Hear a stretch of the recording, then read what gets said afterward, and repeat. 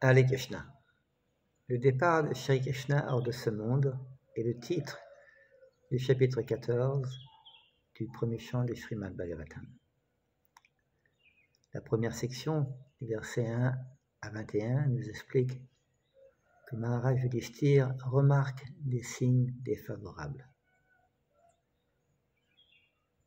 Je vais lire 3 versets, les textes 3, 4 et 5, qui nous présentent la réalisation de Maharaj Yudhishthira. Texte 3. Il voit ce qui l'émeut, que c'est modifier le cours du temps éternel, et que se chevauchent les saisons ordinairement si régulières. Les hommes deviennent avides, coléreux, fourbes, et se livrent pour survivre à des actes odieux. Texte 4.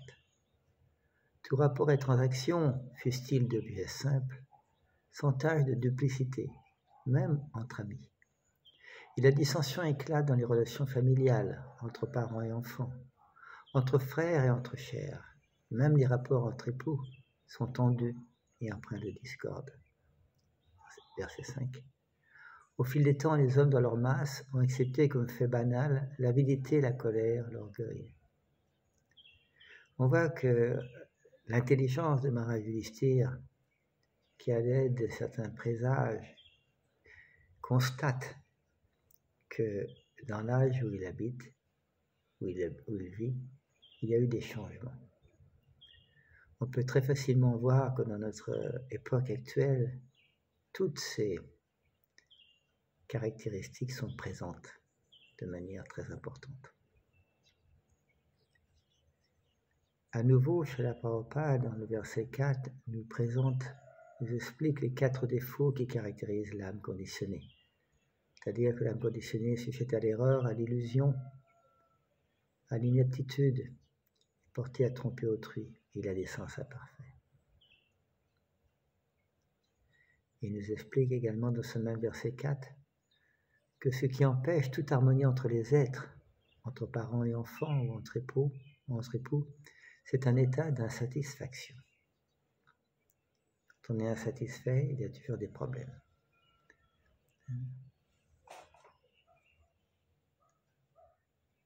Un point également important dans ce que nous mentionne chez la Prabhupada au verset 10, c'est que le progrès matériel entraîne l'accroissement des 3 formes de souffrance, qu'elles soient célestes, terrestres et physiques ou mentales.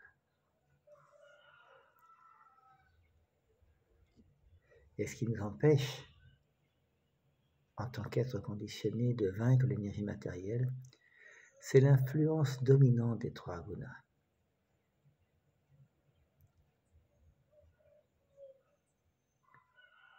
Il explique dans cette teneur et portée du verset 10, l'existence matérielle est jonchée d'événements indésirables. On ne compte plus les occasions où nous sommes confrontés par l'effet d'une énergie supérieure à des circonstances défavorables. Mais parmi nous, bien peu réalisent que ces revers naissent de l'influence des 3 gunas. On voit la justesse du texte du Srimad Bhagavatam et des teneurs et portées de Srila Prabhupada. Dans l'âge actuel, l'âge de Kali, tous les signes que Maharaj Yudhishthira visionnait au début de l'âge de Kali sont très très présents dans notre âge actuel. Dans la deuxième partie de ce chapitre, deuxième section, versets 22 à 44, c'est ici que nous voyons que Arjuna revient de Dwarka et Yudhishthira le questionne au sujet du bien-être des Yadus. Après avoir vu tous ces signes défavorables, Maharaj Yudhishthira en concluait bien entendu que des choses très graves sont apparues et que probablement Seigneur Krishna avait quitté cette planète. Et quand Arjuna revient, il voit Maharaj Yudhishthira, les symptômes sont très clairs. Il est complètement abattu, Arjuna. Il a perdu son être cher, son ami très cher, son Seigneur adoré, Sri Krishna. Et dans cette section, nous voyons que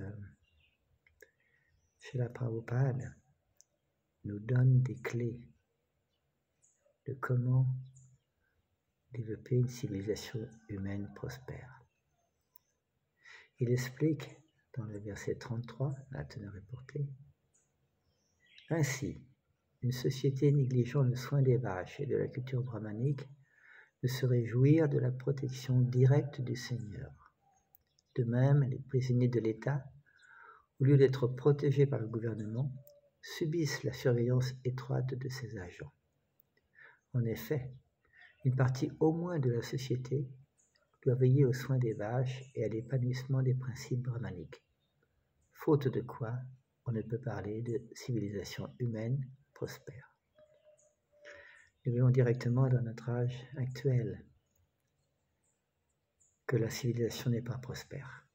Il y a des problèmes dans chaque pays du monde. Il y a beaucoup d'hypocrisie, querelle bien sûr, l'âge de Kali, c'est l'âge de querelle et d'hypocrisie. Et dans le verset 41, Srila Prabhupada nous explique quelles sont les personnes qui doivent qui doivent jouir d'une protection particulière de l'État.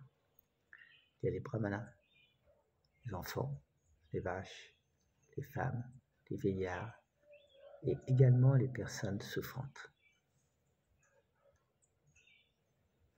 Nous voyons que la société actuelle, ne suivant pas les principes du Varnashram Dharma, les principes védiques,